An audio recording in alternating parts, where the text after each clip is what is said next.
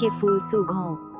यहाँ आसपास बड़ा अच्छा बगीचा है जिसमें ऐसे फूल लगते हैं जैसे तुमने कभी नहीं देखे होंगे। फिर बुढ़िया उसका हाथ पकड़कर उसे अपनी झोपड़ी में ले गई। अंदर जाकर उसने दरवाजा बंद कर लिया। असल में ये बुढ़िया एक जादूगरनी थी, लेकिन ये दुष्ट नहीं थी। गेरदा के बाल संवारते संवारते वह उस पर जादू कर रही थी। वो उसे अपने पास ही रखना चाहती थी। धीरे धीरे गेरदा किटी को भूलने लगी। फिर बुढ़िया उसे अपना बगीचा दिखाने ले गई। उस बाग में तरह तरह के फूल खिले हुए थे। वह दिन भर उनके बीच खेलती रही। शाम को जब वह थक गई, तब उसके सोने के लिए एक छोटा सा और खूब मुलायम बिस्तर लगाया गया। गेरदा जैसे ही उस पर लेटी कि उसे गहरी नींद आ गई और वह मीठे सपने देखने लगी।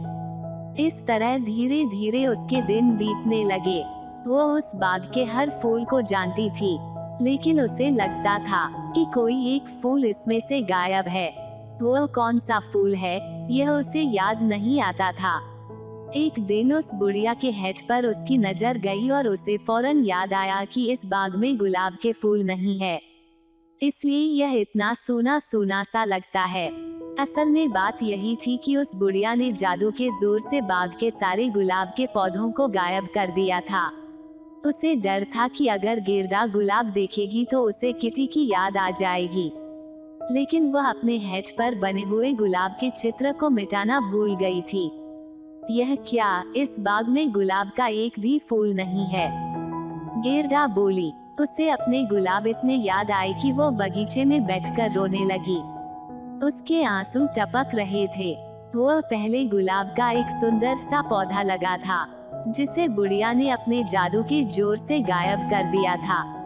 गेरदा के गरम गरम आंसू जब उस जगह टपके तो वहाँ फिर से गुलाब का पौधा निकल आया। उस पर बहुत ही सुंदर फूल खिले थे। गेरदा ने गुलाब के फूल को चूम लिया। उसे पिछली सारी बातें याद हो आईं। उसने गुलाब के फूल से पूछा, क्यों, क्या किटी मर गया? गुलाब के फूल बोले, नहीं, अभी वो मरा नहीं है। हम तो अब तक जमीन में ही थे जहाँ मरे हुए लोग रहते हैं। वहाँ हमें किटी नहीं मिला। लेकिन जब गेरदा ने उनसे किटी का पता पूछा तो उनमें से कोई उसका पता नहीं बता सका। गेरदा उस बाग में बेचैन होकर इधर उधर भटकने लगी। इतने में एक कौवा कांव कांव करता हुआ आया और गेरदा के सामने आ बैठा। गेरदा ने उससे किटी के बारे में पूछा तो वह बड़ी देर तक चुप रहा और गर्दन हिलाता रहा। फिर अचानक बोला, ओह हाँ, याद आया। शायद वो किटी ही था, लेकिन अब वो राजकुमारी के पास रहता है। वो जरूर तुम्हें भूल गया होगा। इस देश में एक राजकुमारी रहती है। वो बड़ी चालाक है। वो दुनिया भर के अखबार पढ़ती है और सारी खबरें उसे मालूम रहती हैं। एक दिन उसने सोचा कि अब मुझे शादी करनी चाहिए। वो अपने लिए ऐसा लड़का खोजने लगी जो बहुत बुद्धिमान हो, जिसे अच्छी तरह बात करना आता हो।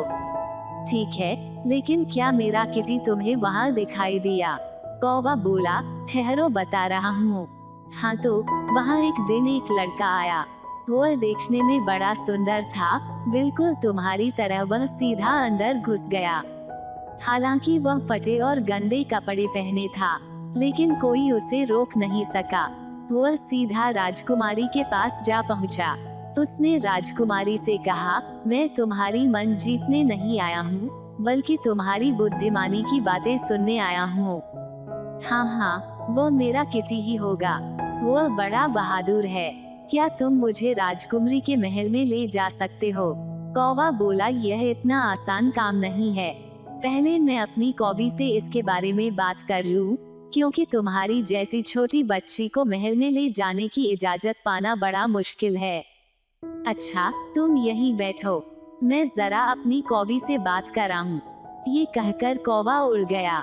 थोड़ी देर बाद फिर कांव कांव करता हुआ वह लौट आया और बोला, मेरी कौवी ने तुमको सलाम भेजा है और लो, ये रोटी का टुकड़ा भी दिया है, इसे खा लो, तुम्हें भूख लगी होगी।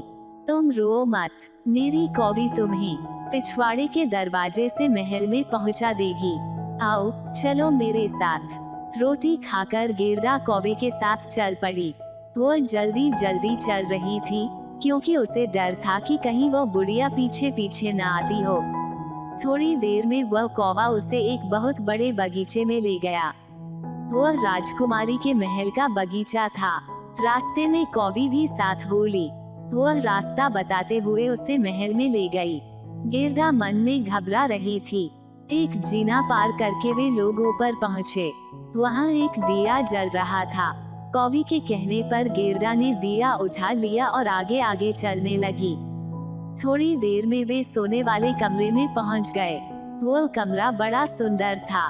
देखने में उसकी छत और बीच में लगा हुआ खंभा ताड़ के पेड़ की तरह लगता था, जिसमें तरह तरह के हीरे मोती लगे हुए थे। कमरे में लिली के फूल की शक्ल के 2 पलंग लगे थे। एक राजकुमारी के लिए था और दूसरा राजकुमार के लिए। गेरदा पलंग पर किटी को ढूंढने लगी। उस पर एक लड़का सो रहा था। उसने उसे आवाज दी और दिए से उसके चेहरे पर प्रकाश किया। राजकुमार की नींद खुली नहीं थी। गेरदा को ये देखकर बड़ा अफसोस हुआ कि वो किटी नहीं था। तब तक राजकुमार की नींद भी खुल गई। उसने पूछा, तुम कौन हो और यहाँ क्या करने आई हो? गेरदा ने रोते रोते अपना सारा किस्सा कह सुनाया।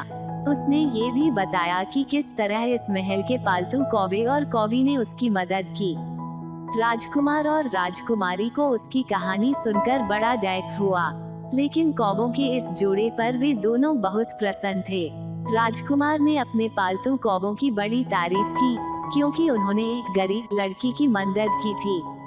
राजकुमारी ने उससे पूछा, अच्छा बताओ, तुम लोग महल से आजाद होना चाहते हो या अपने इस काम के बदले में तुम्हें दरबारी कौवा बना दिया जाए? महल के रसोई घर में जो कुछ बच जाएगा वह तुम्हारा होगा। कौवे और कौवी ने सिर झुकाकर उन्हें सलाम किया और दरबारी कौवा बनना स्वीकार कर लिया। राजकुमारी हुक्म से गेरदा को खाना खिलाया गया और फिर आराम से सुला दिया गया। दूसरे दिन गेरदा को खूब अच्छे अच्छे कपड़े पहनने को मिले और उससे कहा गया कि तुम महल में ही कुछ दिन मेहमान बनकर रहो। लेकिन गेरदा राजी नहीं हुई। उसने सिर्फ एक जोड़े जूते और एक छोटी घोड़ा गाड़ी मांग ली ताकि उसमें बैठकर वह किटी को खोजने जा सके। फौरन उसके लिए एक नई गाड़ी का इंतजाम किया गया। असली सोने की बनी हुई गाड़ी थी यह। उसमें एक कोचवान और 4 नौकर भी थे। राजकुमारी ने खुद सहारा देकर गेरदा को गाड़ी में बिठाया और सम्मान सहित विदा किया। गाड़ी एक घने और अंधेरे जंगल में से होकर आगे बढ़ने लगी। अंधेरे में वह काफी चमक रही थी। उस जंगल में कुछ डाकू रहते थे। जब उनकी नजर गाड़ी पर पड़ी तब वे अपने को नहीं रोक सके। उन्होंने आपस में तय किया कि इसे लूटना चाहिए। गाड़ी सोने की मालूम होती है। डाकुओं ने आगे बढ़कर अचानक गेरदा की गाड़ी को घेर लिया। उन्होंने कोचवान और नौकरों को मार डाला और गेरदा को गाड़ी के बाहर खींच लिया। तब तक एक बूढ़ी लुटेरिन भी वहां आ पहुंची। उसका आदमी लुटेरों का सरदार था। गेरदा को देखकर वह बोली, वाह कैसी मोटी ताजी लड़की है, इसे मुझे पकड़ा दो, ये खाने में बड़ी जायकेदार लगेगी। वो बुढ़िया बड़ी डरावनी थी। देखते देखते उसने एक चमचमाती छुरी निकाल ली। वो उसे मारने ही जा रही थी कि इतने में उसकी लड़की आ पहुंची और उससे लिपट गई। वो अपनी माँ से कहने लगी, माँ इसे मुझे दे दो, मैं इसके साथ खेलूंगी, यह मेरे साथ रहेगी। ये कहकर उस लड़की ने बात बात में अपनी माँ के कान काट लिए। असल में वह अपनी माँ की बड़ी दुलारी बेटी थी और किसी को कुछ नहीं समझती थी। लुटेरे की लड़की गेरदा के साथ उसकी गाड़ी में आ बैठी और गाड़ी को हाँकते हुए और भी घने जंगल में ले गई। वह गेरदा के बराबर ऊंची थी, लेकिन उससे ज्यादा तगड़ी थी। उसने प्यार से गेरदा के कंधे पर हाथ रखकर कहा, डरो मत, जब तक मैं तुम्हें चाहती हूँ मेरी माँ तुम्हें नहीं मारेगी। क्या तुम राजकुमारी हो? नहीं, गेरदा बोली और फिर उसने अपना सारा किस्सा उसे भी बता दिया। वो लड़की उसकी बातें सुनती रही और गेरदा के आंसू पोंछती रही। लुटेरों के महल में जाकर गाड़ी रुक गई। महल के लगभग सभी कमरों की छतें धुएं से काली हो रही थीं। एक कमरे में एक बड़ी भारी देगची में कोई चीज पक रही थी। आग पर खरगोश और हिरन भूने जा रहे थे। दोनों ने डटकर भरपेट खाना खाया, फिर दोनों एक कमरे में आराम से लेट गईं। उस कमरे में छत में लगे हुए बांसों पर बहुत से कबूतर उड़ रहे थे। उस लड़की ने बताया कि ये सब उसके पालतू कबूतर हैं। उसने एक बड़ा भारी हिरन भी पाल रखा था, जो हमेशा एक बड़ी जंजीर से बंधा रहता था। थोड़ी देर तक इधर उधर की बातें करने के बाद वह लड़की सो गई। लेकिन गेरडा को नींद नहीं आ रही थी। इतने में दो जंगली कबूतर बोले, गुटगू गुटगू, हमने तुम्हारे किटी को देखा है। वह बर्फ की रानी के रथ साथ अपनी स्लेज बांधकर भागा चला जा रहा था। यह क्या कह रहे हो तुम लोग? जरा मुझे भी बताओ कि बर्फ की रानी कहाँ रहती है। क्या तुम लोग कुछ जानते हो? गेरडा ने कबूतरों से पूछा। हमें ये तो नहीं पता कि वो कहाँ रहती है।